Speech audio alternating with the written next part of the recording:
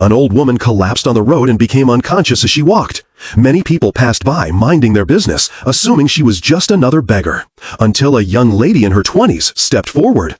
"Ma'am," she called, kneeling beside her. No response. She quickly called an ambulance and followed her to the hospital. At the hospital, everything became urgent. "She needs surgery immediately," the doctor said. "Payment must be made first." "I'm not her family," the young lady replied, her voice shaking. The doctor's face remained firm. "We can't proceed without payment." She looked through the glass. The old woman lay still, alone. Slowly, she reached into her bag, the money she had saved for years to start a small business.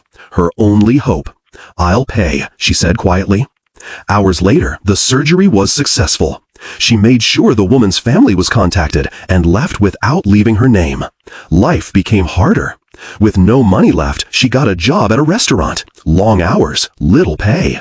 One day, her former classmate walked in with her fiancé. "Well, look at you," the classmate said, smirking. "You work here now." Then she laughed. "Perfect, you can serve us." All through the meal, they mocked her. "Careful, don't spill it. Life didn't go as planned, huh?" They laughed loudly. She said nothing. That night, she cried, "God, please help me." Days later, she fell ill from stress and went to the hospital. She sat quietly, tired, worried. "Excuse me?" She looked up and froze. The old woman stood before her, alive, strong, with a well-dressed young man beside her. "I remember you," the old woman said. "You saved me."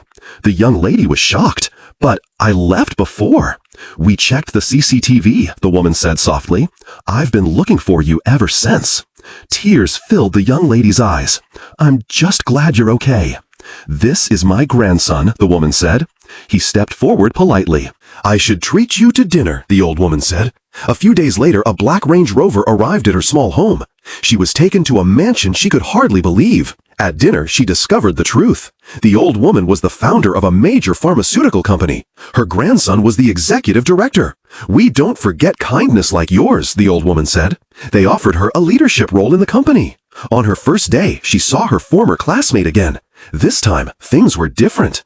"She'll be reporting to you," someone informed the young lady. The classmate stood frozen. "I'm sorry for how I treated you," she whispered. The young lady simply replied, "Focus on your work." Time passed. Respect grew. So did something else. The grandson fell in love with the young lady and asked her to marry him. She said yes. And just like that, everything changed. All because, one day, when everyone else walked away, she chose to stop.